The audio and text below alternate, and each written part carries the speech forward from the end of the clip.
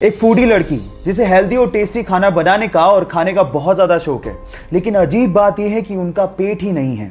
नाम है नताशा। मुंबई में पैदा हुई, दिल्ली में शादी हुई, लेकिन शादी अच्छी नहीं चल पाई, जिसकी वजह से उसे बहुत ज्यादा स्ट्रेस रहने लगा। बहुत ज्यादा स्ट्रेस की वजह से उसके शोल्डर में पेन शुरू हो गया। लेकिन जब भी वो खाना खाती, उनके शोल्डर में पेन बढ़ जाता। एक डॉक्टर से अच्छे से चेक करवाने के बाद उस डॉक्टर ने बताया कि उसके पेट में ट्यूमर है और सर्जरी करनी पड़ेगी। सर्जरी के दौरान जान बचाने के लिए उसके पेट को बाहर निकालना पड़ा। अब हालात ये थे कि अब वो जो कुछ भी खाती वो सीधे उनके शरीर से बाहर निकल जाता। अब सर्जरी के बाद उनके पास सिर्फ दो ही चॉइस थी, या तो वो जिंदगी जीना छोड़ देती या फिर वो भरपूर जीती, और उन्होंने सेकंड चॉइस को अपनाया और फाइनली आज वो द गटलेस फूडी के नाम से फेमस है। नताशा की जिंदा दिली के लिए मैं उन्हें दिल से सलाम करता हूं। एक दुबला पतला सा लड़का अपने देश की सेवा करने के लिए फौज में भर्ती होना चाहता था और उसके लिए वो ट्रेनिंग भी ले रहा था। इतने में ही वहां पर आए एक फौज के जनरल ने उसे देखकर उसके सिलेक्टर को कहा कि तुमने इसको सेलेक्ट क्यों किया है, ये फौज में भर्ती होने लायक नहीं है। और इस चीज को प्रूव करने के लिए उस जनरल ने एक ग्रेनेड उस ट्रेनिंग ले रहे ग्रुप के बीच में फेंक दिया। लेकिन मजे की बात यह हुई कि जहां पर उस ग्रेनेड को देखने के बाद सारे लड़के दूर भाग गए, वहीं वो दुबला पतला लड़का उस ग्रेनेड के ऊपर कूद गया और सब लोगों को दूर हटने को कहने लगा। हालांकि वो ग्रेनेड नकली था, लेकिन इस घटना को देख के उस जनरल को समझ में आ गया था कि कद काठी होने से कुछ नहीं होता, साहस यानी कि जिगरा जिसके पास होता है, महान वही बनता है। आप लोगों का इसके बारे में क्या कहना है, चैट सेक्शन में लिखना मत भूलिएगा। न्यूजीलैंड पूरी ही दुनिया के लिए कोरोना के खिलाफ जंग में एक मिसाल बन चुका है। 50 लाख की आबादी का यह देश अब पूरी तरह से कोरोना से फ्री हो चुका है। उसके पीछे का रीजन है उनकी नीतियां।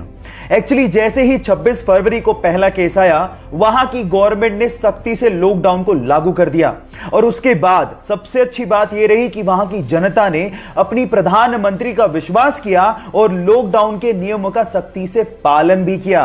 और नतीजा यह निकला कि पिछले 18 दिनों से वहां पर कोरोना का एक भी केस पॉजिटिव नहीं निकला है। Today there are no active cases in New Zealand. यहां न्यूजीलैंड से सीखने लायक बात यह है कि अगर हमें कोरोना के खिलाफ जंग को जीतना है तो जनता और गवर्नमेंट दोनों को साथ मिलकर काम करना पड़ेगा। इस मैसेज को शेयर करिए ताकि लोगों में जागरूकता फैले और हम भी कोरोना फ्री नेशन का सपना साकार होता देख सकें। आईपीएल पहली बार उस समय चर्चा में आ गया था जब हरभजन सिंह ने एक मैच के दौरान श्रीशांत को थप्पड़ जड़ दिया था। एक्चुअली हुआ कुछ यूं कि मुंबई इंडियंस किंग्स 11 पंजाब के खिलाफ मैच हार गई, तो उस टाइम पे किंग्स 11 पंजाब के गेंदबाज श्रीशांत ने हरभजन सिंह, जो कि मुंबई इंडियंस के कैप्टन थे, उन्हें कहा हार्ड लक। तो इस बात पे आपा खोते हुए हरभजन सिंह ने श्रीशांत को थप्पड़ जड़ दिया और इसी वजह से आईपीएल के पूरे सीजन के लिए हरभजन सिंह को बैन कर दिया गया और बीसीसीआई ने 5 वनडे मैचों के लिए भी हरभजन सिंह को बैन कर दिया। गाइस, हर खेल के बाद हार और जीत तो चलती रहती है, लेकिन हार के बाद आपा खोना अच्छी बात नहीं है। आपको इसके बारे में क्या लगता है, चैट सेक्शन में लिखना मत भूलिएगा। गाइस, क्या आप लोग भी पब्लिक वाईफाई को बिना सोचे समझे इस्तेमाल कर लेते हैं क्योंकि वो फ्री में मिल रहा है? तो आप सावधान हो जाइए क्योंकि आपके साथ फ्रॉड हो सकता है।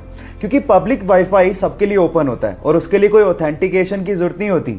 और अगर गलती से भी आपने पब्लिक वाईफाई में अपनी कोई प्राइवेट चीजें या फिर बैंक डिटेल्स या फिर इंटरनेट बैंकिंग को इस्तेमाल कर लिया और वो हैकर्स के हाथ में लग गया, तो आपके साथ बहुत बड़ा फ्रॉड हो सकता है। अगर मान लीजिए कि मजबूरी में आप लोगों को पब्लिक वाईफाई यूज करना पड़ जाए, तो इन दैट केस आप अपने लैपटॉप में या स्मार्टफोन में वीपीएन यानी कि वर्चुअल प्राइवेट नेटवर्क को इस्तेमाल करते हुए अपना काम कर सकते हैं। इस नॉलेज को लोगों के साथ शेयर करना मत भूलिएगा ताकि आप अपने साथ साथ लोगों को भी फ्रॉड से बचा सकें। इस पूरी दुनिया में एक ऐसा समंदर है जहां पर अगर आपको तैरना ना भी आता हो तो भी आप कभी डूबोगे नहीं। यह समंदर इजराइल में है जिसका नाम है डेड सी यानी कि मृत सागर। अब आप कहेंगे कि इसको मृत सागर क्यों कहा जाता है? क्योंकि नॉर्मल समंदर के पानी की तुलना में इसमें 8 गुना ज्यादा नमक की मात्रा पाई जाती है, जिसकी वजह से कोई भी समुद्री जीव जंतु या फिर वनस्पति इसमें पनप ही नहीं सकती। इसमें मिनरल्स और सॉल्ट इतने ज्यादा है कि इसकी वजह से इसकी डेंसिटी बहुत ज्यादा है और उसी वजह से आप इसके ऊपर फ्लोट करते हैं और कभी डूबते ही नहीं हैं। क्या आपको इसके पहले तक ये फैक्ट पता था? और अगर नहीं पता था तो चैट सेक्शन में लिखना मत भूलिएगा। साल 2020 एक ऐसा साल है जिसमें हमें अजीब अजीब सी घटनाएं देखने और सुनने को मिल रही हैं और कुछ ऐसा ही देखने और सुनने को मिल रहा है महाराष्ट्र के बुल्ढाना जिले की लुनार झील के लिए, जहां का पानी अचानक से लाल हो गया। बहुत सारे तर्क दिए जा रहे हैं, लेकिन साइंटिफिक तर्क यह दिया जा रहा है कि लुनार झील का पानी इस वजह से लाल हुआ क्योंकि वहां पर हेलोबैक्टीरियम की मात्रा अचानक से बढ़ गई।